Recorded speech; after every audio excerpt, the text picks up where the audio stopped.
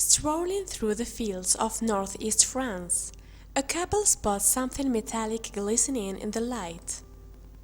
Looking closer, they realize it's a tiny canister with an even smaller note tacked inside, back in the days of World War I.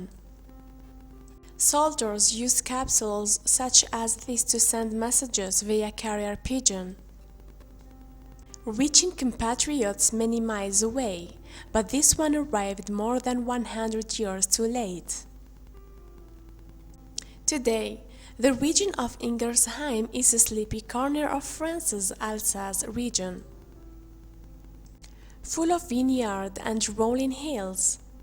But in the early years of 20th century, it was far less peaceful place. In 1871, the area had been handed over to Germany by France, landing it on the losing side of the bloody conflict to come. Was the note found in the field a relic from the battlefields of World War I, or a missive from another violent engagement? According to experts, the hard-to-decipher message depicts a disastrous military encounter in either 1910 or 1916, during which a unit dubbed Platoon Pothoff sustained a number of losses. Determined to leave a record of the carnage, one soldier had apparently scrawled the note and attached it to a carrier pigeon, loyal and true. These incredible birds were known to carry messages for miles at great speed, no matter what threats faced them at every turn. But this time around, something prevented it from reaching its destination. Of course, the reason that this particular brave bird never made it to its destination has been lost in the mists of time. But the note that it left behind has revealed a fascinating glimpse into the past, for decades. Pigeons such as this formed an essential part of the war effort, helping messages get through where all other means of communication failed.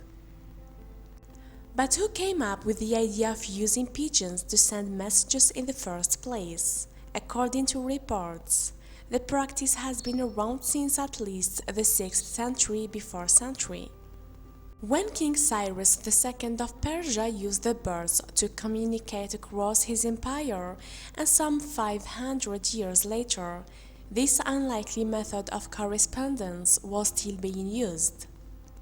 In the middle of the 1st century before century, the Roman Emperor Julius Caesar used carrier pigeons to aid in the conquest of Gaul.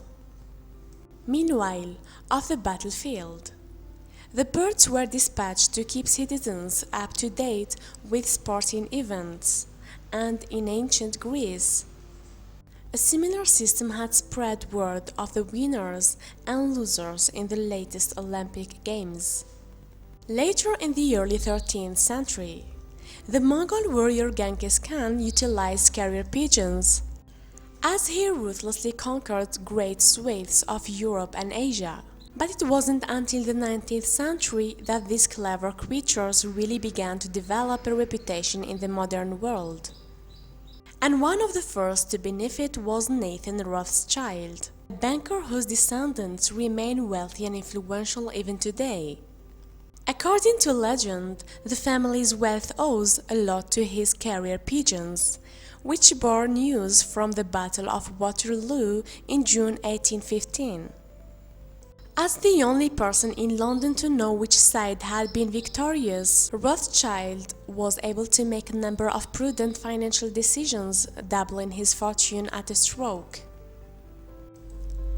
Then in 1870, war broke out between the French Empire and the Kingdom of Prussia in Paris. Fighters initially communicated by sealing messages inside metal balls and sending them down the River Seine. But unsurprisingly, this method proved to have a number of flaws. As the enemy approached, it became evident that a better system was needed. On September 1870, Prussian forces began their assault on Paris. But less than a week later, the French released 3 carrier pigeons from a hot air balloon above the besieged city. Within 6 hours, the birds had returned to their home roosts, their messages safely delivered to allies elsewhere in France. By the end of the war, it's estimated that more than 400 carrier pigeons had been put to work in a similar manner. As well as bullets and cold weather, the birds also had to deal with the threats of enemy falcons, trained to take them down before their messages could be delivered. So just how many of them managed to make it back to their owners in one piece? Sadly, just 73 French carrier pigeons survived the Franco-Prussian War. But this rather drastic death toll did little to prevent the birds being used in combat again once World War I rolled around. After all, when the conflict broke out in 1914, neither the telephone nor the telegraph had developed enough to offer a reliable means of communication. During World War I, pigeons were utilized on both sides of the conflict. At the First Battle of the Marne, which took place near Paris in 1914, the French army brought more than 70 avian units with them as they marched. Meanwhile, within the German ranks, the birds were equipped with cameras and put to use as aerial spies. In April 1917, the United States joined World War I, bringing their own army of carrier pigeons into the fray. And at least 2 of these brave birds soon became legends in their own right. But how exactly did they distinguish themselves in such a memorable way? Well, they displayed remarkable bravery that likely put some of their human counterparts to shame. On October 1918, an American battalion was trapped behind enemy lines during the Meuse-Argonne offensive on the Western Front. To make matters worse, they were being subjected to friendly fire from units unaware that troops from their own side had advanced so far forward. Desperate to stop the barrage, the men dispatched a carrier pigeon with a note revealing their location. After successfully delivering her message and saving the men of her battalion, the pigeon was ambushed by Germans on her way home, but despite suffering grave injuries, she made it back to her battalion alive. In gratitude, medics attempted to save the bird's partially severed leg. And when they were unable to, the men fashioned her a false limb out of wood. After the war, the bird named Cher Ami or Dear Friend was awarded the Croix de Guerre, a military honor typically reserved for human soldiers. And just one day after her daring dash across the battlefield, another bird performed an equally heroic act. This time, it was a carrier pigeon known as President Wilson. Also attached to an American battalion engaged in the Meuse-Argonne offensive, Wilson was dispatched to seek help. When the men of his unit were attacked by enemy forces, but this time the Germans fired on the bird before his message was even delivered. Nevertheless, Wilson struggled through a hail of bullets, delivering the note in just 25 minutes. Sadly, when Wilson finally landed, the soldiers realized just how brutal his ordeal had been, left with a gaping wound in his chest. The bird's left leg had been entirely blown off, but like Cher Ami, he was a survivor, ultimately going on to enjoy a long retirement in New Jersey.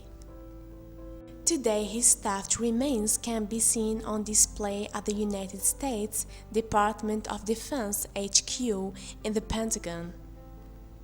Over the course of the war, It's believed that the Signal Corps branch of the US Army flew a total of about 600 birds. But even that impressive figure pales in comparison to the French avian forces, which are thought to have numbered some 30,000 pigeons. So it seems reasonable to assume that the skies over France were positively bustling with birds during the 1910s. Interestingly, back when World War I broke out, Ingersheim, where the two hikers made their incredible discovery, was still not actually part of France. Over the years, the area, which is part of the Alsace historical region, has undergone a number of changes and upheavals. And at the end of the Franco-Prussian War in 1871, it had been handed over to Germany in accordance with the Treaty of Frankfurt. More than 40 years later, the borders of Europe were plunged into uncertainty once more with the outbreak of World War I.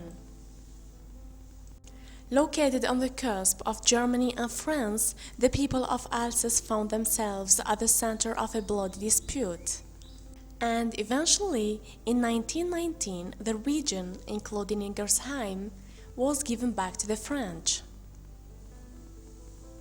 As time passed, the horrors of both world wars faded away and Ingersheim settled into the sedate commune that it's today. But a chance discovery in September 2020 brought thoughts of unsettled time flooding back. That month, two hikers stumbled upon a lost carrier pigeon capsule abandoned in a field.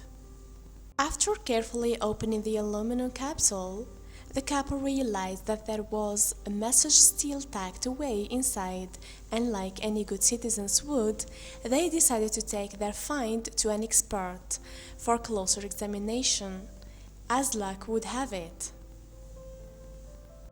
The Lynch Memorial Museum in Orby was just 10 miles away. A piece of World War I history that has largely been forgotten. The Battle of the Lynch began in July 1915 and continued for 3 months. From their lofty camp in the Vosges Mountains, a group of German soldiers fought off French troops trying to make their way to the nearby city of Colmar. And although this particular battlefield is often overlooked, it was actually one of the most violent and bloody struggles of the entire conflict. In total, some 17,000 men died in the trenches of the Lynch. Might the carrier pigeon message have been penned by one of these tragic souls shortly before meeting their demise? Or did it come from another beleaguered battlefield? At the nearby museum, curator Dominique Jardy got to work uncovering the story behind the notes. But that was easier said than done, according to reports. The message inside the capsule was barely legible. Written in an elaborate German Gothic script, in the end, Jardy called in a favor from a German-speaking friend to help with the translation, and eventually the message was received more than 100 years after it had been penned. Dated either 1910 or 1916, the message was apparently written by a soldier to a superior officer, detailing a series of military maneuvers according to some reports. The man who penned the note was based in Ingersheim, meaning the pigeon had not flown far before its journey was interrupted, yet others claim that the other was in Colmar, some 3 miles to the east.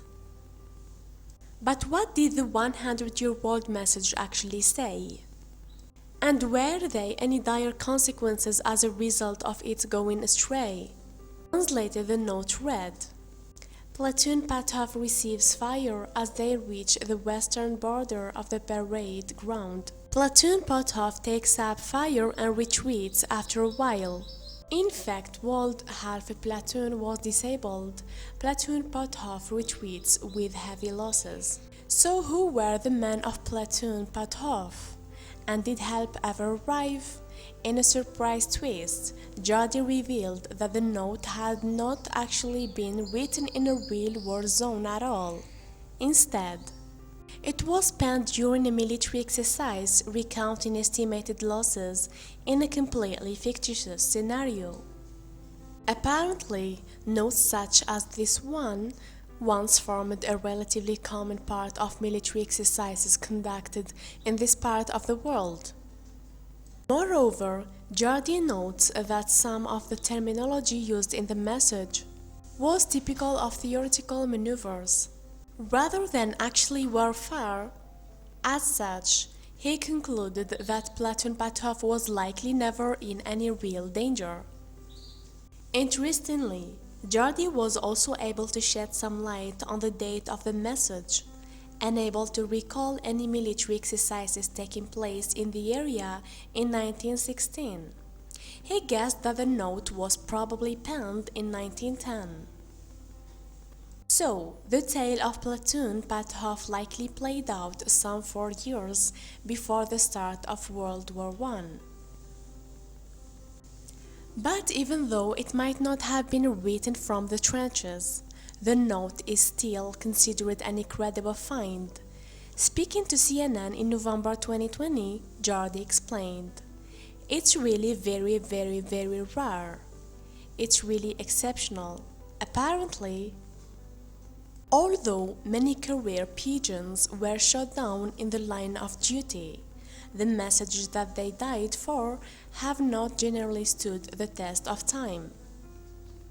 According to Jardy, this particular capsule must have slowly made its way to the surface over the years, and now the container and its chilling message are set to enjoy a new lease of life as exhibits in the Lange Memorial Museum.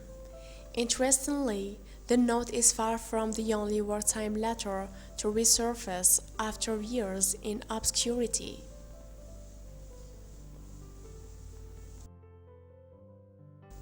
Thank you for watching, and don't forget to subscribe.